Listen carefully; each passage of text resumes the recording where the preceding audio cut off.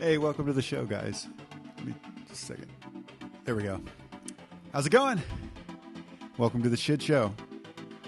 This is the first episode, kind of getting a feel for how this is going to go. I'm trying to do a 1 hour show every week, and it's going to be a variety show.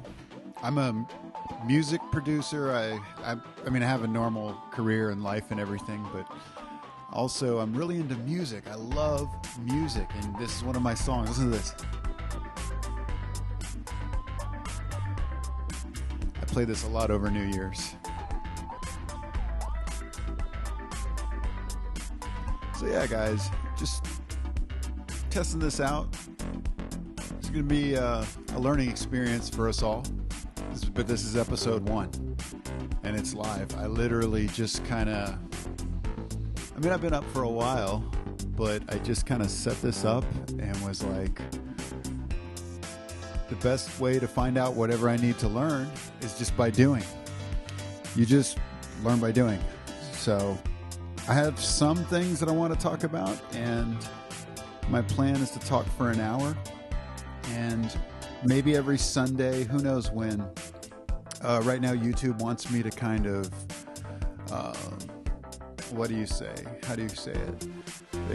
There's like a 24-hour wait for the stream to come on. So, actually, I'm just going to turn it lower end right here, so I can't hear that anymore. But I think in post-production, I'm going to just leave the song going until I'm done. But welcome to the show. So what is the Shidshow?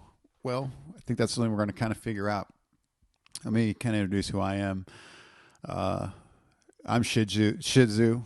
I have a government name too, but for all intents and purposes, my branding is going to be Shidzoo. So moving forward, there's a little logo right here. That's my little Shidzoo dog. I got music on Spotify. I like video games.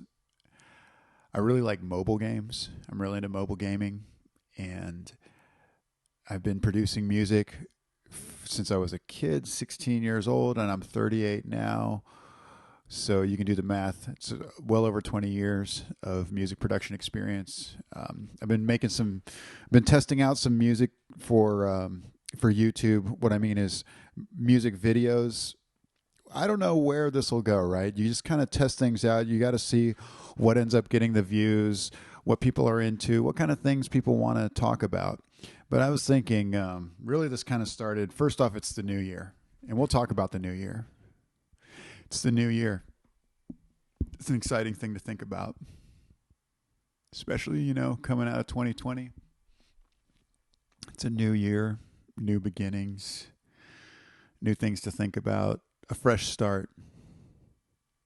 And I was thinking Sundays would be a great time where I could just sit down. If I get the workflow right, just do these little 1 hour shows. And you can look right here. I got Darkness Rises in the background. It's a fun little game. It's autoplay. I like the way the graphics look. It's just something fun to have in the background while I'm making this video for now. And I've also got my straight up, this is my Mac. It's just coming at you from my iMac. And yeah, I just took, as a music producer, I already had a lot of this gear. So I figured, why not try to do a stream? And when you first start out, you're trying to come up with things and you're coming up with ideas, but then maybe I'll just, whatever I need to learn, I'm going to learn while I'm doing it. So if maybe next time I'll have something planned a little bit better and we'll have more things to talk about, who knows where it'll go. There's a lot of podcasts out there where they get like guests or comedy or teaching. I'm thinking this is going to be more chill. Like I said, I'm going to see if every Sunday I can put in 1 hour and just talk about whatever.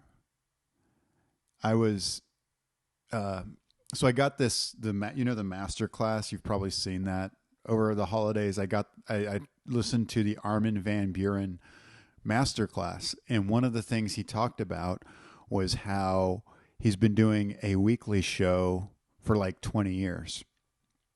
And I don't, and first off, that's impressive because he's a very prolific producer, one of the greats, and just someone that I kind of look up to. And I was like, man, day in, day out, he was making that show before. I mean, I think I've heard of Armin van Buuren in the early 2000s, but he's gone on and he's still consistent with it. And maybe there's something about that. And maybe if I get a following and we get, people checking this out, I'll be able to, it'll make me want to be more consistent. Consistency is important. When I checked last week the views on my music, so I started uploading my music, and there's little seedlings of music are coming out. And what I mean is people are starting to listen to my music, and that is incentive. That's what you call incentive. That's what you call a reward structure for all this effort we're putting in. So if I get even a handful of people to listen to this, my little weekly show, it would be worth it. So I want to see what I can do. Again, this is kind of like a little test run, but I'm also probably just going to leave it up there, and maybe I'll grow a following. And if there's more people, the better. We can kind of all grow together. You can grow with me while I grow myself. And maybe, I tend to always think about things like, especially from the music productive side, in terms of upgrading everything. Like, I want to have the best gear, the best blah, blah. This is just an SM57 microphone for people that are into, it's like if you're a music producer, it's a standard mic. It's a good quality mic, but it's not what you would see like on a pro podcast or something like that. Usually they use the SM7B. It's an iconic microphone. You'll see it on the Joe Rogan Experience, virtually any podcast out there. It's fine. I'm running this through a Avalon 737 preamp, which is an amazing preamp. No, not the hardware version. I'm running it through the Apollo Twin. You see this here on your right there. I'm pointing to it. My Apollo Twin UAD has plugins where they can kind of reverse engineer software versions of really expensive hardware. And I think it sounds fine. It's good enough.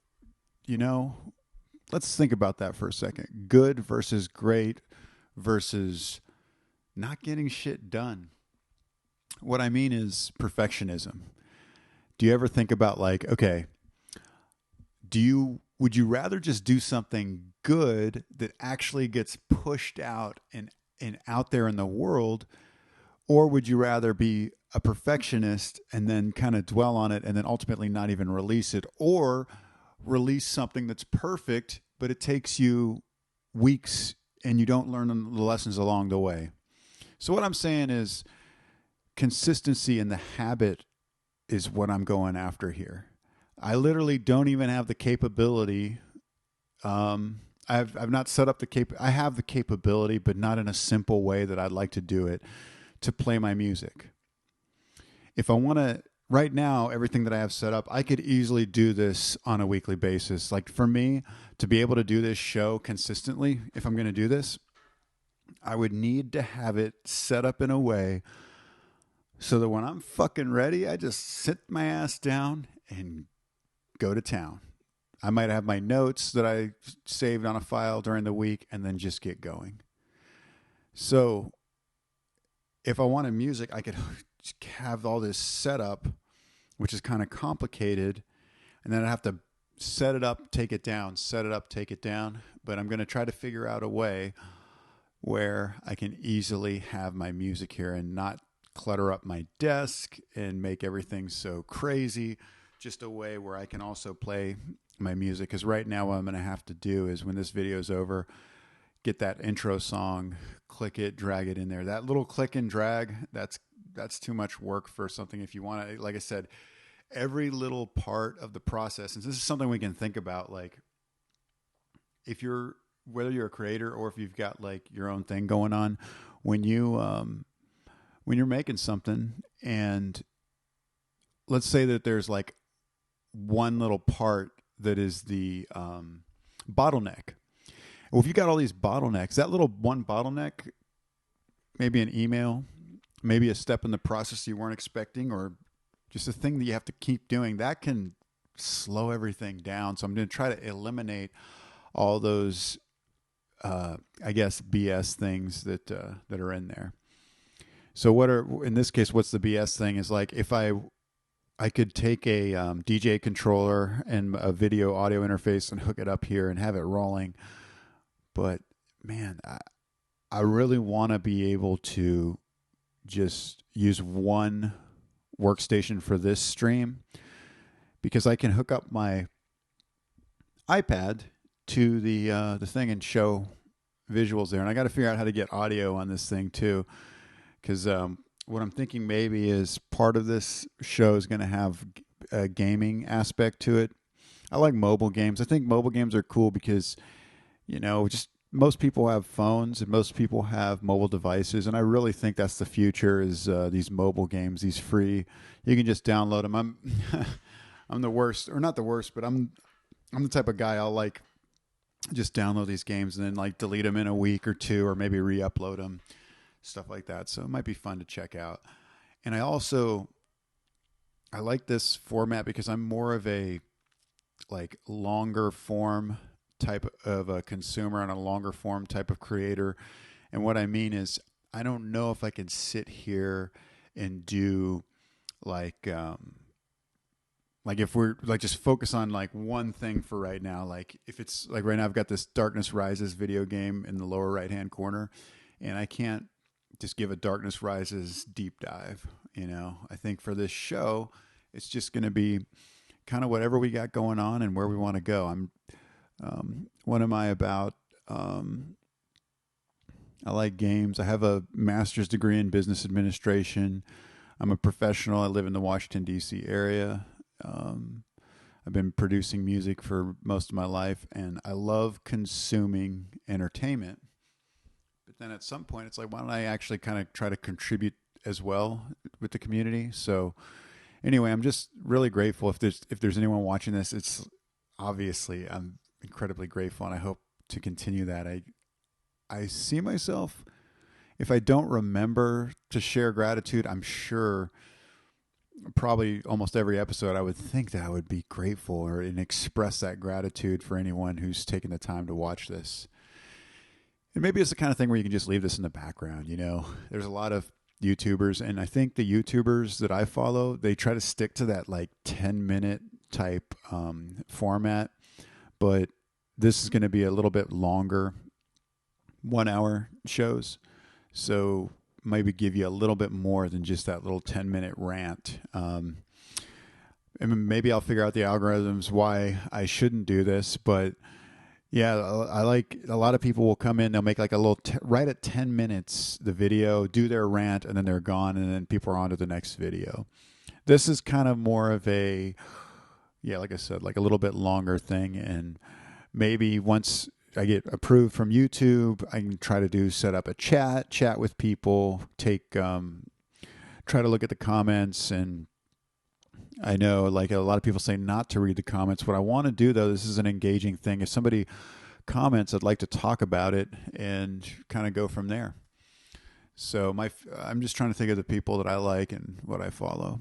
So we're 10 minutes in. We don't have any music. So this is going to be interesting.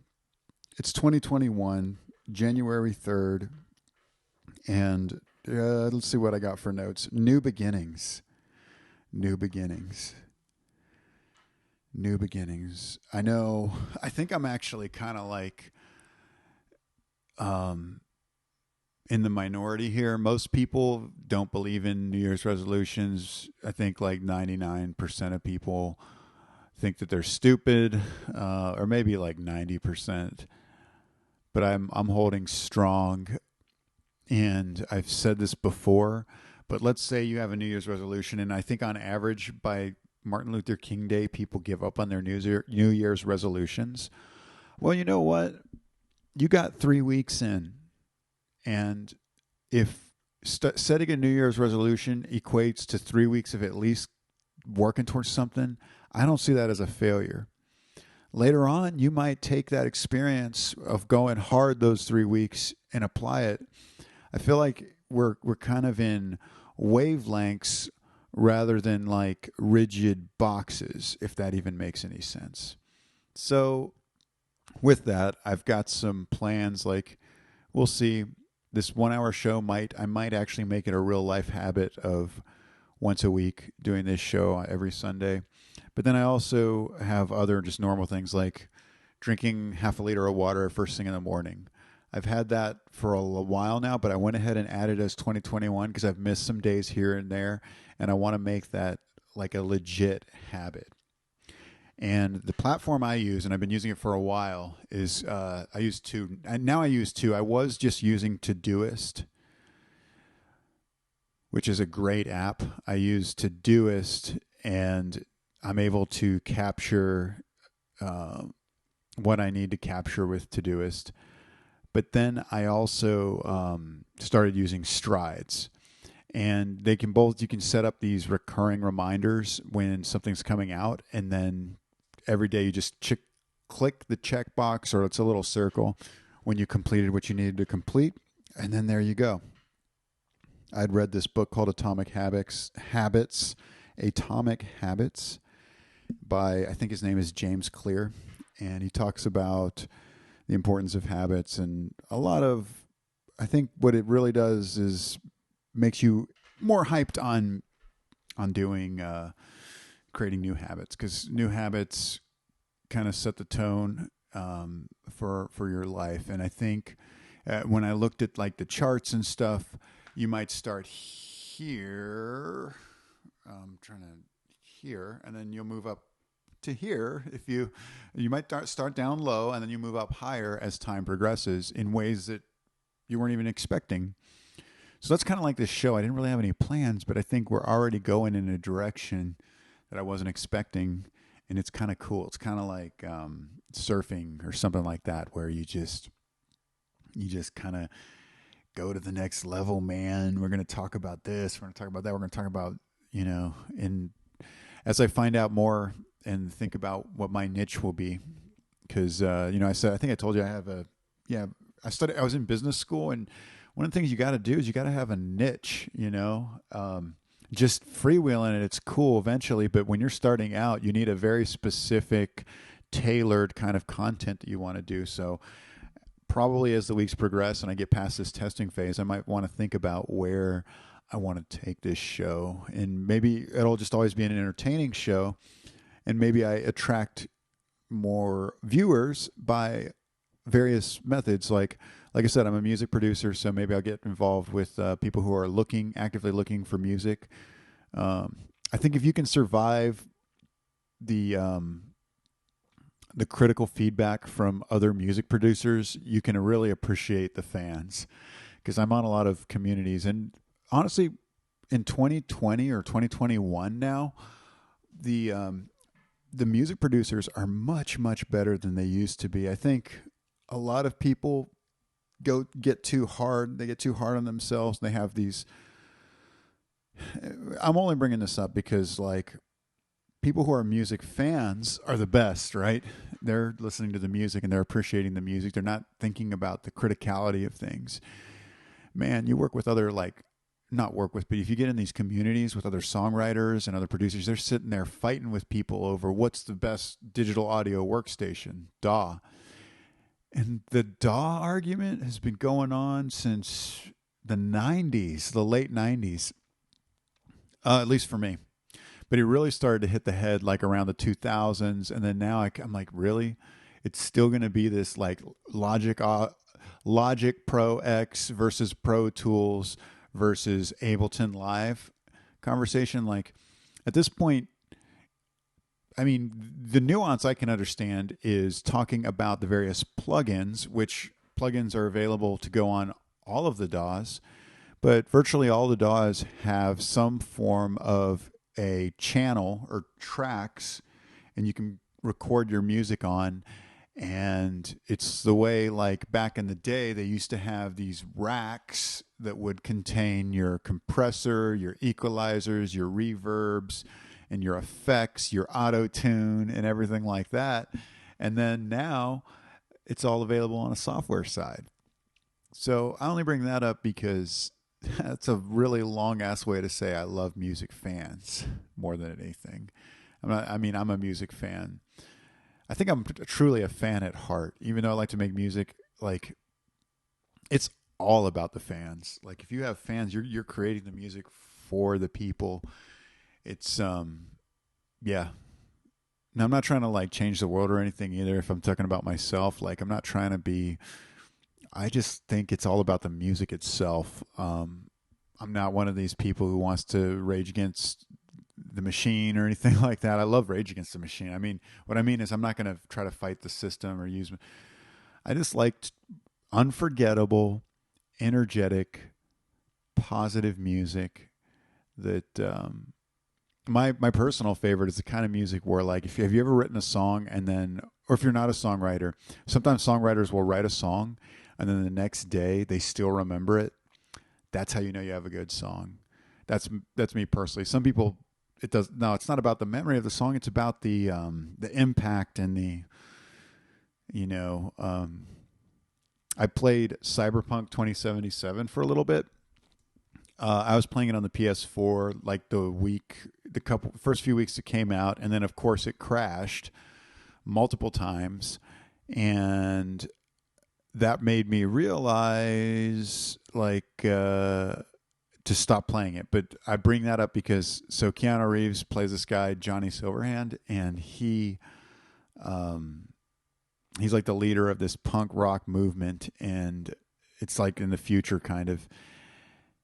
And if there's something that's like kind of like for my music that I'm not about, it's kind of like that, because his is all about the revolution.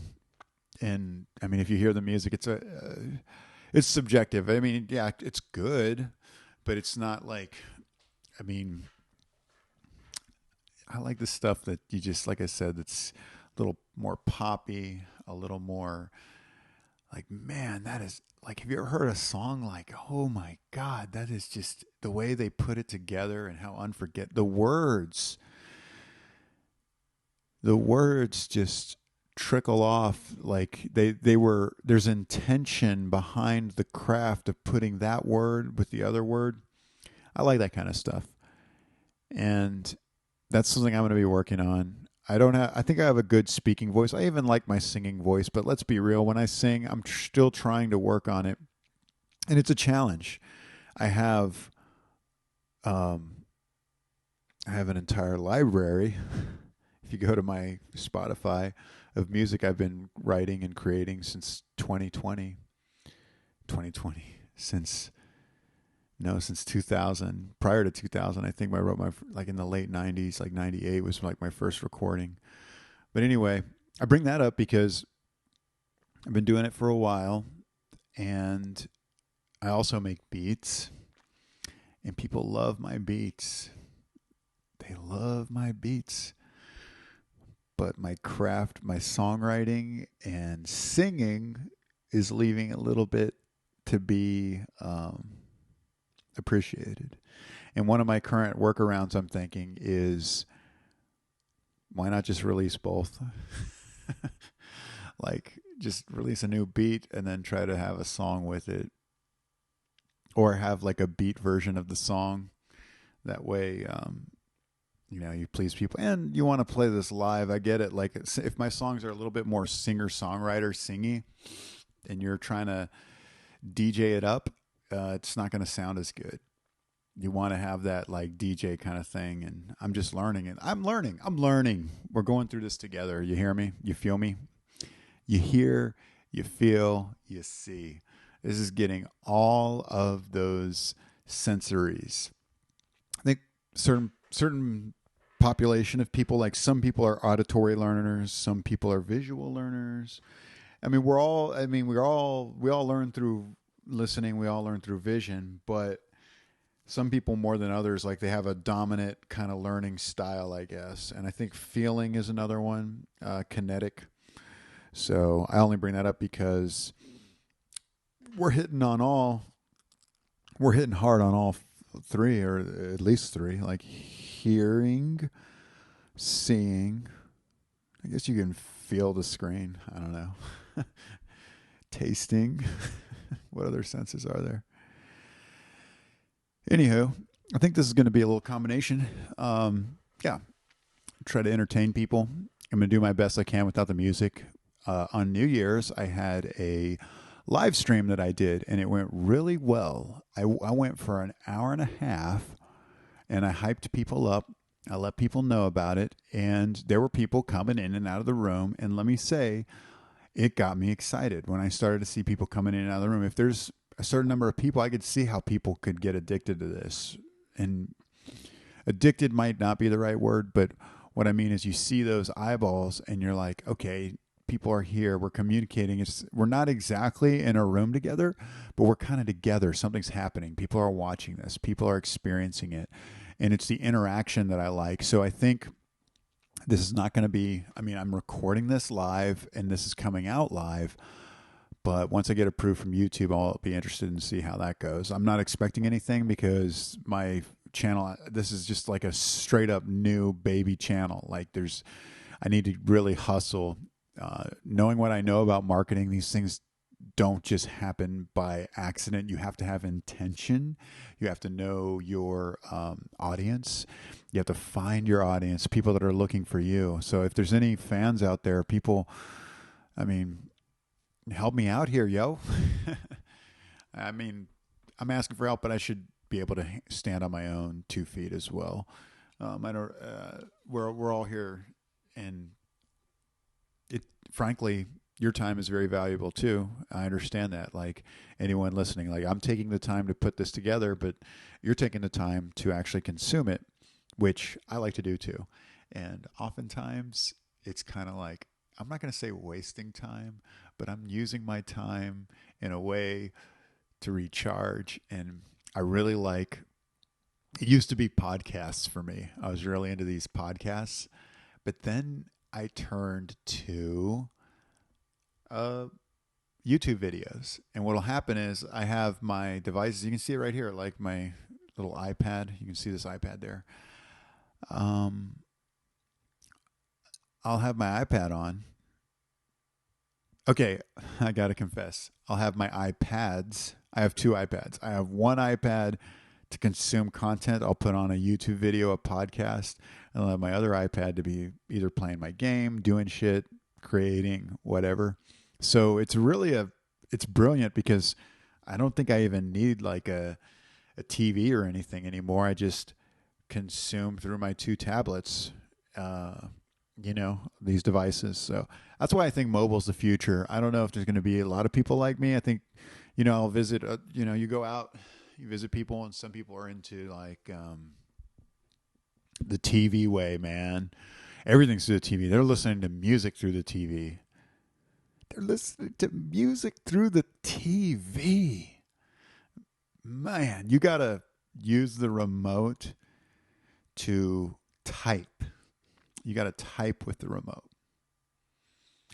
For my workflow, for my chill out workflow, that's a lot of work, man. When you want to chill the fuck out, that's a lot of work, having to click that remote around. And I think mobile is like the ultimate lazy man's type game, like Diablo Immortal. Diablo Immortal is supposed to be coming out. Well, they got alpha right now. I bring up Diablo Immortal because think about it. I think a lot of people complained, and I watched it live, BlizzCon 2018. I saw it happen live streaming when they announced, and it was a shit show, like my like the Shidshow here, like this show. But that said, I could see it in my mind, like the future is mobile. You might people who play Diablo 3 on the Nintendo Switch might understand this. Like, there's something powerful about being able to lay out on your couch and play freaking Diablo, man. So you can lay on your couch, maybe put on your coffee table your favorite movie, Cobra Kai or something, put on a series, binge, and then play your games. So those are my people, I think. You gotta, when I'm thinking about marketing, like when you're marketing, who would be your ultimate, like, who am I trying to really give what they want? And I think it would be the chill dude and chill girl, guys and girls who are chill. just super chill, man. Good people. I mean, I'm not here to change the world. Like I said, I don't give a fuck if you want to do whatever you want. Do whatever you want. That's how I feel. And we're going to share the wealth, you know? Share the wealth. Yeah.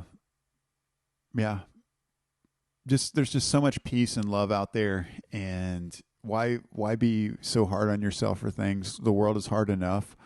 So I see myself being that constant voice and that constant reminder, because I've been like this a lot of my life, where I do want to spread the love. And what I mean is, like, when you're talking about something that's an idea like love, that's infinity, there's so much to go around. So if you're chilling, you're just chilling out. Maybe my words of affirmation can help too. Like, it's okay. Everything's okay. Everything is okay. And I mean that, like, genuinely. Like, do you ever just tell yourself, or do you ever need to hear that, like, everything is going to be fine? 2020 happened. And we're still living in a global pandemic. Frankly, what's really changed is just a number. For businesses, we're in a new quarter. For governments, we're in a new quarter. For tracking a lot of things, a lot of stuff's going to change. But in general, another day has gone by. If you're looking at Mother Nature doesn't understand your spreadsheet. Mother Nature doesn't understand these things. But what I think I can do, I think one aspect of what I can do is just emotionally just let you know that, you know what, everything's fine. Everything's fine. I think you're a good person. I do like I love my affirmations. Maybe I'll come up with some more affirmations, and just sometimes we'll just repeat it. Like, think about it, like, yeah, you know, you're good enough. You're good enough. I mean, yeah, fuck it. And sometimes we want to go hard. Like, okay, we're going to lift hard today. We're going to lift hard today. And then you don't like it. I'm just thinking about the way I deal with things. It doesn't work out. What am I going to do? Am I going to waste energy, freaking hurt over this? Or am I just going to go to sleep? Me personally, I'm probably just going to go to sleep. If we're talking about things like relationships, I've been through a lot of relationships. I am not one to give relationship advice, but I would think, just as a general rule, it's not worth holding on to anger. If you're hurt, if you're a single person right now, maybe you got through a breakup, or maybe you broke up a while ago and you're still kind of in limbo, the only thing I would recommend to save a lot of time and heartache is to just let go of that anger. You don't need to flex into it. You don't need to, in order to prove how cool you are, go out and find someone new super fast. Sometimes between relationships, that has happened. Like, I'll break up, and then like a week or two later, just miraculously, the universe says, here's this new person. And then it's like, you almost didn't even have to go through the heartache and loneliness. Cause sometimes it's hard it's like, it'll be a late night, right? I'll speak for myself. It's always late nights that gets to me. You're sitting there, you're holding the pillow, you're trying to go to sleep, and then that's when the monkey mind comes. What is the monkey mind? The monkey mind likes to, like, kind of make your nerves twitch a little bit. You think about the past, and the monkey mind will lie to you about the past. The monkey mind will just remind you of all the wonderful times that you had with a certain person. And the monkey mind's going to tell you all these things, and it's half truth. You know, in law enforcement, you can't they just don't go by they don't go by memories. I mean, you can trust it, but what I'm saying is, people will remember details about things how they remember them. They may not remember them how they actually happened. So when you have that understanding, and it's hard in the moment, maybe thinking about that, like, what could I do? What could I do? That's why, like, they talk about being in the present, because I think if you're more present, it's not going to bug you as much. But because when you're thinking about the past, you're no longer in what's going on now. What do I mean by that? Okay, you're up at night. Just bear with me here. Try to imagine this situation. I'm up at night. I'm trying to go to sleep. Monday's the next day. I got to get up early. And then maybe I was on Facebook or something, and then I had a memory of my past and I couldn't go to sleep. And then I just remember the positive things of my past or whatever. I think when you're more present, you are with that moment when it happens. You're like, yeah, I have that memory. But then when the memory starts to fade, something happens where you're trying to control it or you're trying to get back to that. No, I want that good memory. I want that good memory. And you have this pain like, I want the way it was to come back. And it could be other things too. I want the way my past life was to be back here. What you're saying is you're kind of rejecting whatever's going on right now, which is in that little scenario, laying around in bed or kind of whatever you're doing right now. You're not focused on. I think that's one way how I interpret when they say not now. Anywho, that was kind of an odd thing, but I suspect odd things are going to happen. And I have I'm going to have to start. Gosh, an hour is a lot of time to be putting all this out here. And I need to be, when I'm thinking about me as I'm making these videos and I'm becoming more present, is how much time I'll be able to put, because I can only put an hour and then I'm going to have to go and do other things. And something help me out here. And this can relate to you too. If you're, you ever like do something creative, put yourself out there, maybe do a meeting and then it's over, but it's still in your heart and in your mind. You ever have like a project or something and it's still in your heart or mind? I just know me, especially like in terms of this training for this show. I can see myself recording this and then thinking about the events that happened during this and the discussions and being like, fuck, man, you're such an idiot. Why did you do this? No one's going to like this. Or just assuming the way people are going to think when they hear this. What I'm saying is like, it's a muscle kind of, because I'm going to have to, I think I'm not the best at making, but I think if I say that this is what I want to do every week, week in, week out, what's more important is developing that capability, the thick skin to week in, week out, do this no matter how you feel, not making an identity out of it. And I think that relates to what I'm saying, like, because I can see this with whatever you're going through. Like, let's say, going back to that thing where I'm saying, like, let's say you do something, then later on you're like, fuck, man, that was so dumb. But you've got to move forward and you got to do the same damn thing again. Maybe you're like, quarterback or something. Man, quarterbacks probably have to know it more than anyone because they throw a fumble. Oh, dude. You fumble the ball? Ugh. You got like seconds to just get back in the game. So there's a lot of physical activities and things like that can apply here. And, sometimes you might do things and put it out there, put yourself out there. What kind of risks are you taking? What kind of things you're putting yourself out there? And you're just going to have to learn to roll with the punches. And when I say you, I'll probably use you a lot, by the way. Whenever I say you, I don't mean like you, the listener. I usually mean me.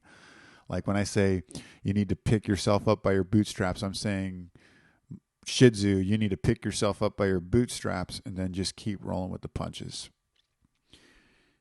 Time will just fly by, my friend.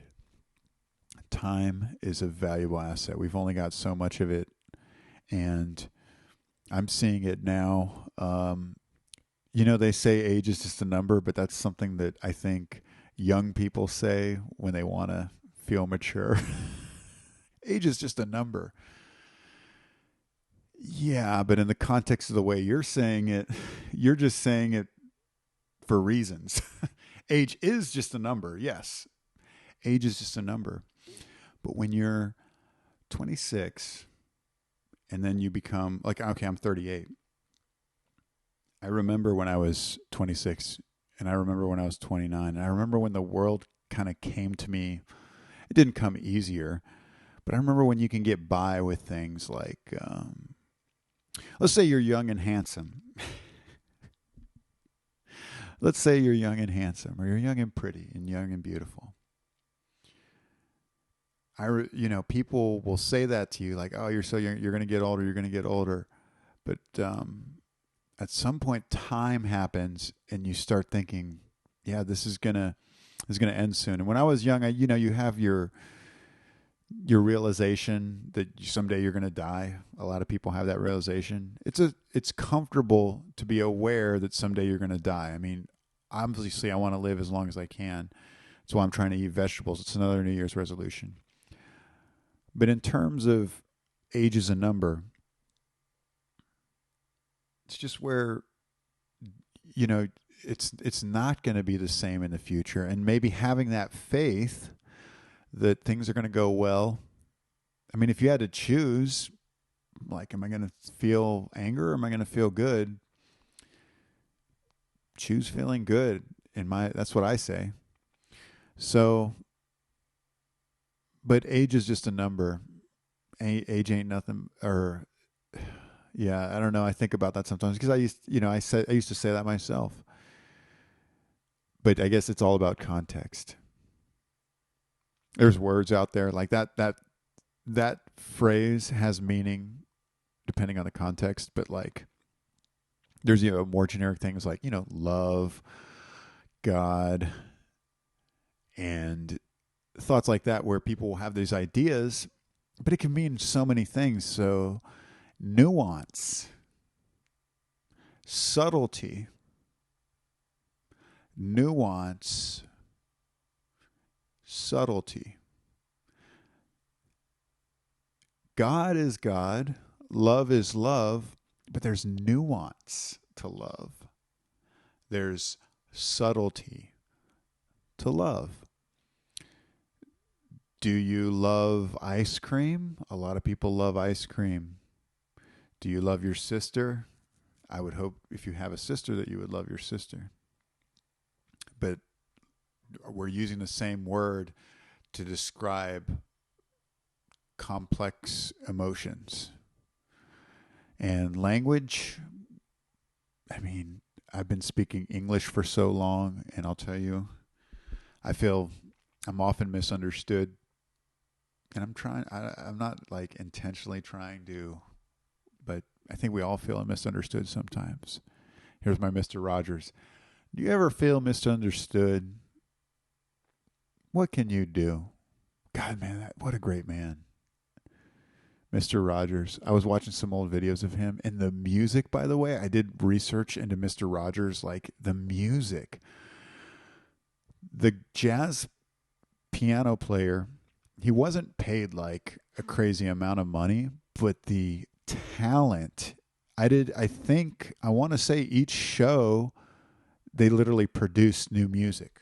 I mean, they had the theme song, which is that theme song we all know and love. But man, to do that for that many years and create that kind of music, and talking about dichotomies, and I don't mean to make this about me, even comparing myself and then that music in the same sentence with the music of Mr. Rogers. I'm just saying because I know what I know, but like my music is way simpler, and I've been thinking about trying to complicate it a little bit more. I don't think I'll go the jazz route, but instead of it's balance. And I'm going into this songwriting kind of thing where the most popular chord progressions. I think at this point everybody's probably seen that like most popular music can be broken down into a handful of chords. You got your circle of fifths, and they're beautiful. There's a lot of chords out there. There's still 12 notes, billions of ways of expressing those notes, probably trillions. And the timbre, there's things, but those chords do get kind of they seem repetitive, but there's new ways, there's new rhythm you can add, there's subtlety, there's nuance. And what I'm saying is thinking about Mr. Rogers with like jazz, because I hear those complexities and they go off into these things. And I'm like, well, what about my 1-4-5 chord progression? A 1-4-5 is like this popular chord progression for a lot of music. And, or the six, man, I can't think of it on the top of my head. This is live. I wish I could tell you the exact chord progressions, but if you look at a lot of chord progressions for modern pop music, there's a lot of it is very similar. And what I'm saying is that you got to balance. You got to balance between wanting to kind of push the edge, but then also creating something that's memorable. And I think if I had to choose right now where I'm at, where I'm going is, I want something that's going to be more memorable. So I'm focusing on to me, a chord progression is standard.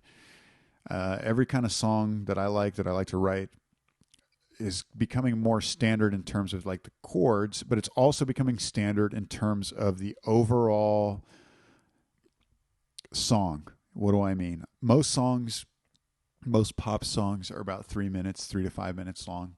And within that time, if you're lucky, you can express one idea. It's just me talking. And the way to express it, you often needs to use alliteration.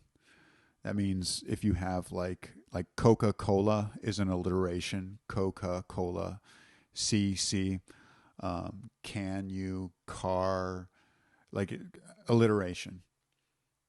Songs have a chorus.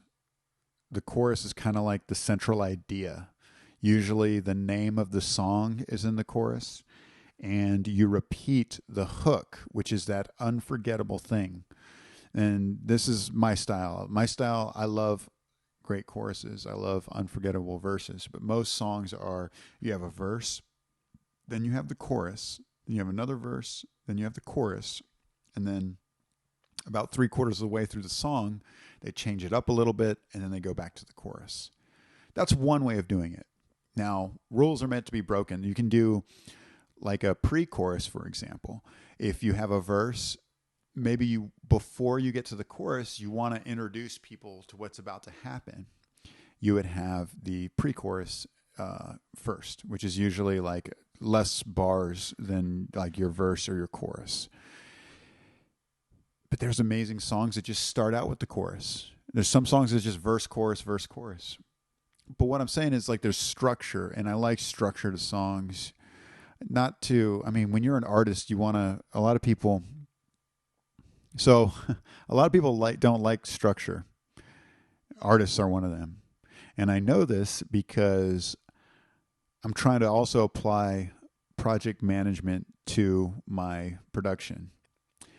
And I came up with a project plan that has from start to finish your everything, like a checklist of everything that you need to review before, from mixing, mastering, the creatives, putting together the beat, putting together the effects, your vocals, your vocal chain. Like I broke it up into steps, and I don't have it on me, but I put it together. It looks beautiful. There's like 40 plus steps before a song is even released. That for me, for a workflow, but I think it's for most people's workflow. I think if you want to release a song, it has to have these things.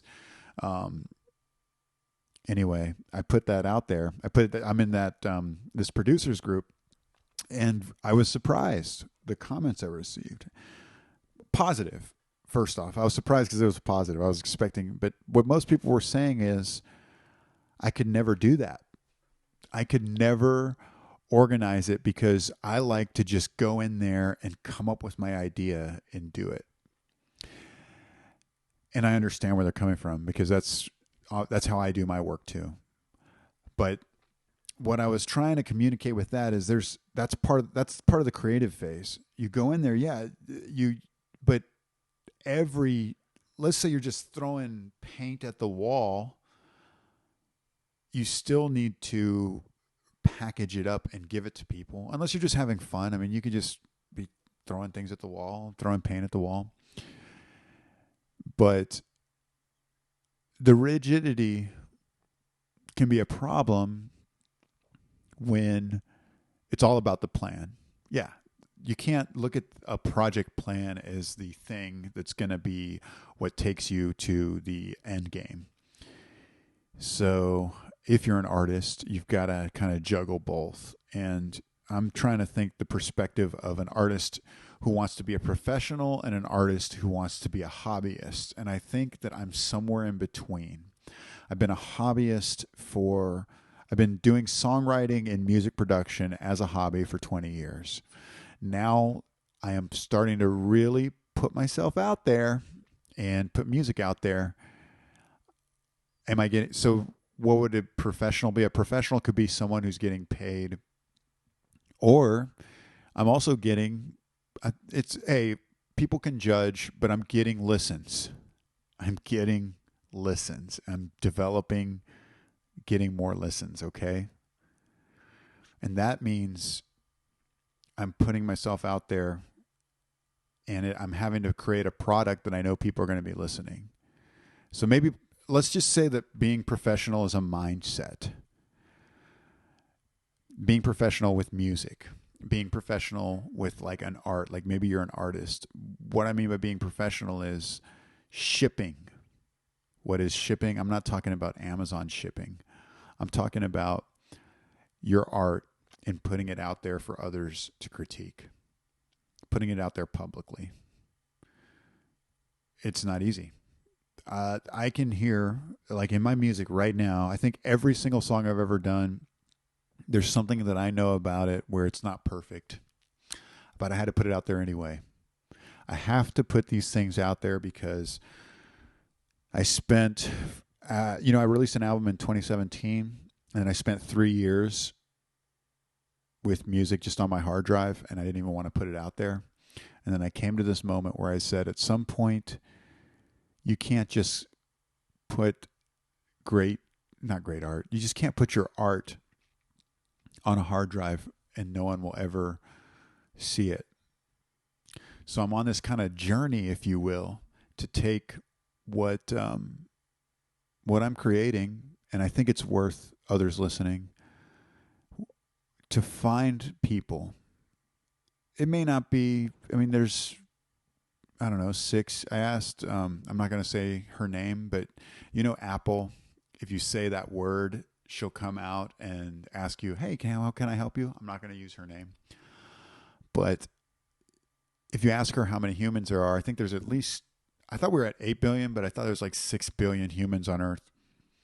And why do I bring that up? Because I think my music's getting good enough to where it may not be millions, but I think there's maybe thousands or tens of thousands of people out there who are into the same things I'm into and would appreciate the music that I'm doing.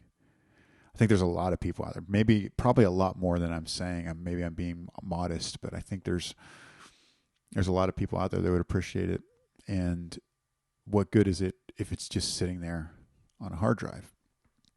So maybe think about that in your life. Like, I like to bring things back to make this universal. Like, what is your metaphorical hard drive?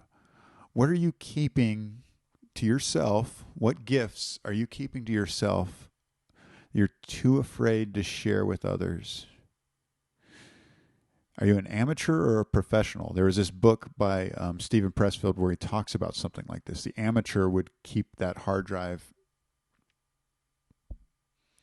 and not share it. The professional puts it out there. So, I'm not saying you have to put things out there. Maybe you're not ready for that. But it's something to think about. Something to think about when moving on to the next level. If you want to get your music out there, and it might even be something to think about in terms of taking yourself and what I just like that idea of what are your talents too. What is it that you could give? It doesn't have to be music.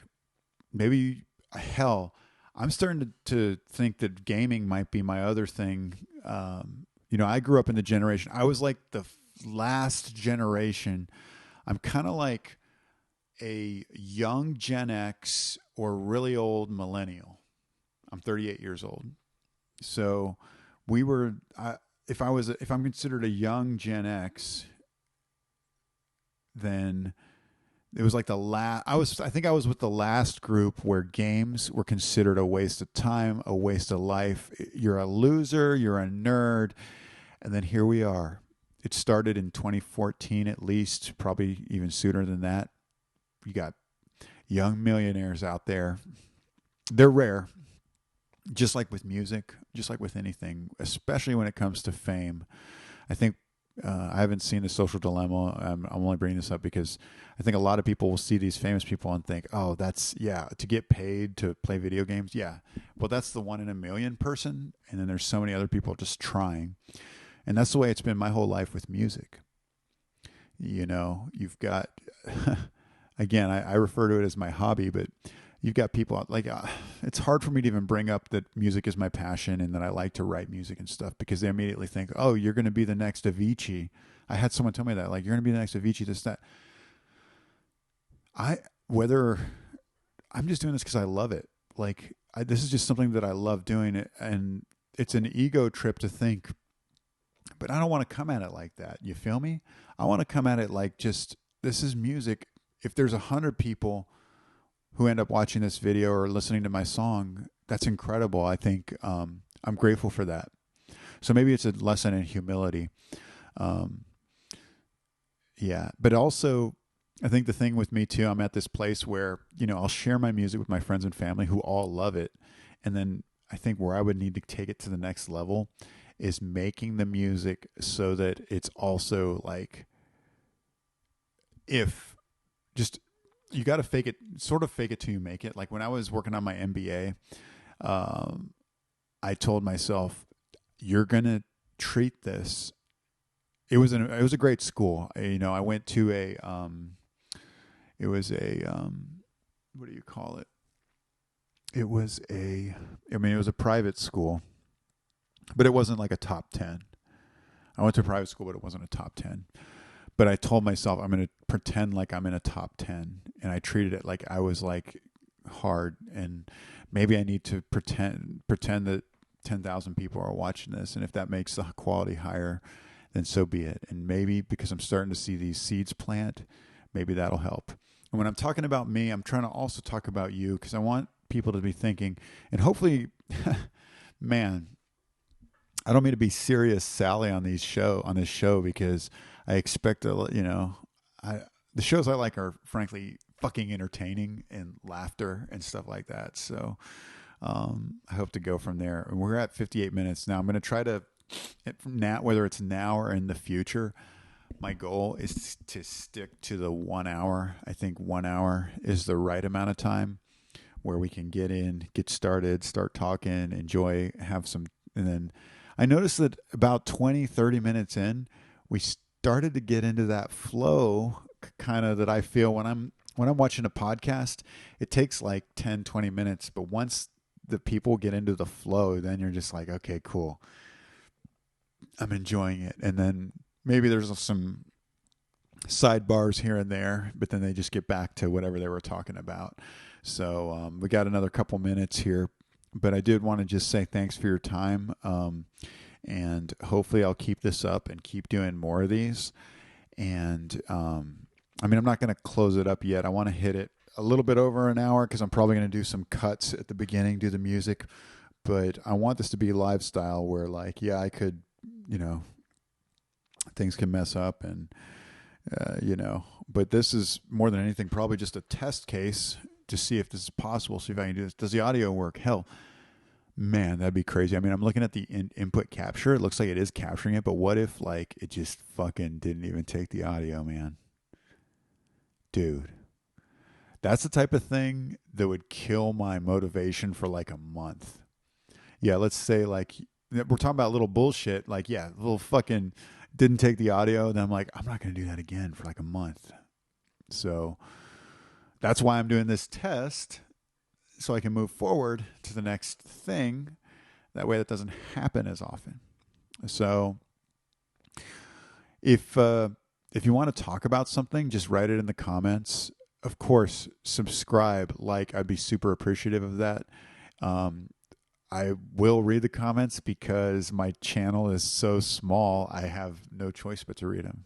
Now, if you start hating, I don't even think it's on me. I think YouTube. What's crazy is when I made this thing, YouTube says allow us to remove comments we think are hateful. I think I have an algorithm to detect it. I went ahead and checked it. So I mean, if you go too crazy, you probably have to say some really extreme shit to get YouTube to remove you. But anyway, we're at an hour here. This is the first episode. Thank you for listening to the Shidshow. My name is Shidzoo. Please like and subscribe, and I hope you have a wonderful day. Peace out.